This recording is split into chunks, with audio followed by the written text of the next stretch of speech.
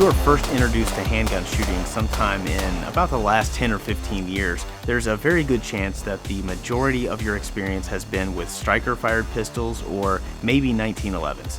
Interest in double-action semi-automatics has been declining for a long time now, to the point that a lot of newer shooters don't even really know how to operate one. So today I'm going to take a look at how these guns work, where they came from, and why they're not so popular anymore. For the sake of clarity, when I talk about double-action pistols, I'm referring to what's often called double-action single-action pistols or traditional double-actions. These guns have a long, heavy double-action trigger pull for the first shot because the trigger has to cock the hammer and release the sear. But after that first shot, the slide moves to the rear and cocks the hammer for you, so every subsequent shot requires just a short, light trigger pull. When you bring the gun off target, you decock the hammer. The decocking lever blocks the firing pin and lowers the hammer safely without firing another round. So compared to a modern striker-fired pistol where the trigger pull is the same every time and you don't have all these extra controls, a traditional double-action pistol might seem needlessly complicated. And compared to a single-action pistol, they are definitely more difficult to shoot well.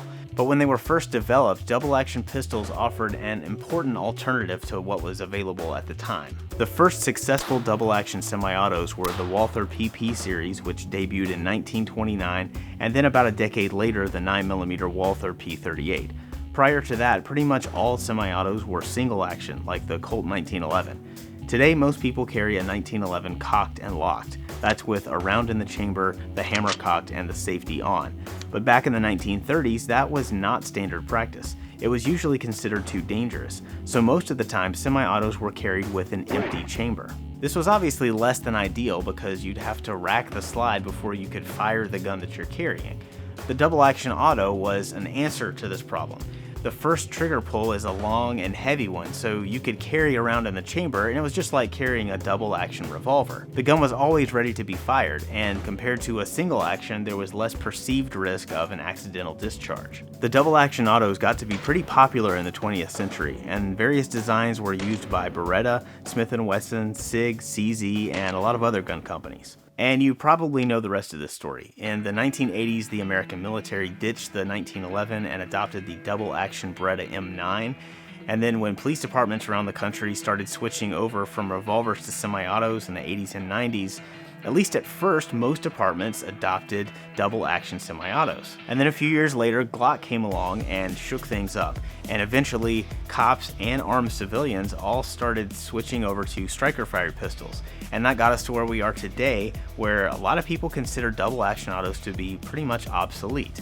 And that's understandable. When you consider one of these guns next to something like a Glock or a Smith & Wesson M&P, the striker-fired guns have a lot of apparent advantages. You don't have a decocker, and there's usually no manual safety to think about, so it's a lot easier to train somebody how to use one. Traditional double-action autos just have a steeper learning curve. First of all, there are 2 trigger pulls to learn. Trigger control is the most critical component of marksmanship and one of the most difficult to master.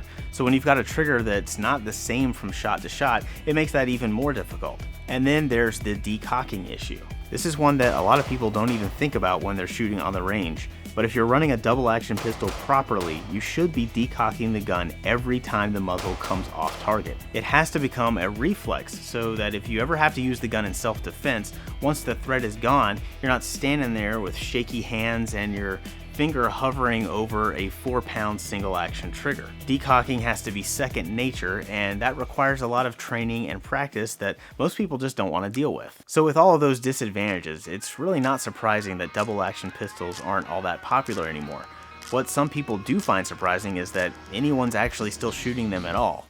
But if you've been paying attention, there's actually been kind of a small resurgence in popularity of the double-action semi-autos. They aren't necessarily being embraced by the masses, but they have a strong enough following that some of the big gun companies like CZ and SIG and Beretta and Wilson Combat have been offering premium semi-custom versions of some of their more popular double-action designs. There's definitely still a case to be made for these guns. So next week I'm going to be looking at the advantages of the double-action semi-auto and why there are still some people carrying them and why I have recently become one of them.